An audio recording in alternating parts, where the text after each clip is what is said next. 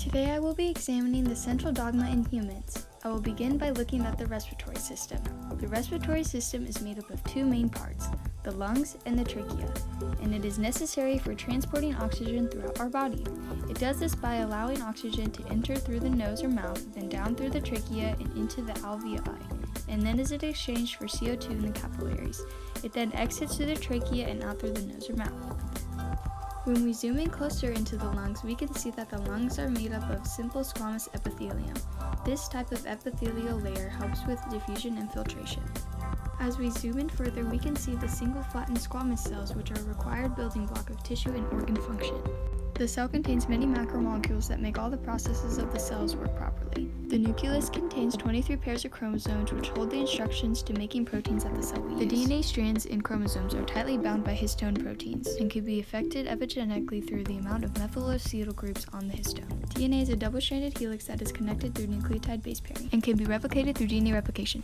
DNA replication begins by helicase breaking the strand into two. And DNA polymerase will add complementary base pairs to the 3' end in both directions. Then ligase will anneal these fragments, creating two identical strands. If we zoom in on one of these strands, we can see how mRNA is made. RNA polymerase 2 opens the strand back up, creates a complementary mRNA strand, then re-anneals the strand back together. Lysosome then comes and cuts out the introns, leaving the exons. Then the mRNA strand exits the nucleus through the nuclear pore and heads for a ribosome. The mRNA enters through the attached site where it is met with a tRNA that has an anticodon that is opposite of what the mRNA is. Then the tRNA will move to the P site, which allows for its corresponding amino acid to pop off and attach to the amino acid before it. Lastly, the tRNA will exit the ribosome, and after this process is repeated a few times, we have a completed polypeptide chain. If we look closer at the structures of the amino acid, we can see its four parts: the central carbon, amino, carboxyl, and R group. This amino acid will bond with another amino acid and create a peptide bond. When creating a peptide bond, one hydrogen from one amino acid and oxygen and hydrogen from another amino acid are combined to form one H2O molecule. Then the hydrogen and carbon are bonded to create one peptide bond. There are two sides to every amino acid, N-terminus and C-terminus. The N-terminus is the start and the C-terminus is the end.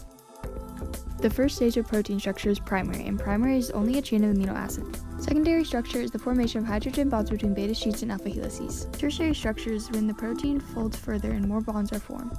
Quaternary structure is when multiple chains are joined together to form one full protein.